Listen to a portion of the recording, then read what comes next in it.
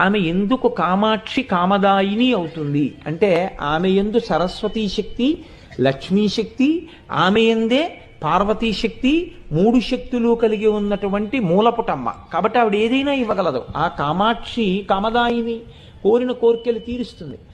ఒక్కసారి అమ్మవారి దేవాలయ ప్రవేశం చేసి నమస్కరించినటువంటి వాడు నేను ఇది పొందలేకపోయాను అని వెనక్కి వచ్చినటువంటి సందర్భం ఉండదు. నిజాయితీగా ప్రార్థన చేయడం అన్నది జరిగితే నాకు బాగా వేదన రావాలి, ఒక బ్రహ్మచారి కోరికే, ఎవరి వల్ల తీరాలి? ఆవిడ అనుగ్రహంతోనే తీరాలి. నాకు మంచి భార్య రావాలి, ఎవరి వల్ల తీరాలి? ఆవిడ వల్లే తీరాలి. నాకు మంచి సంతానం కలగాలి, ఎవరి వల్ల తీరాలి? ఆవిడ వల్లే తీరాలి. నాకు వైరాగ్యం కావాలి, ఎవరి వల్ల రావాలి? ఆవిడ వల్లే రావాలి. జ్ఞానము కావాలి, ఎవరి వల్ల రావాలి? ఆవిడ వల్లే రావాలి. చిట్ట చివరికి మోక్షం కావాలి, ఎవరివ్వాలి? ఆవిడే ఇవ్వాలి.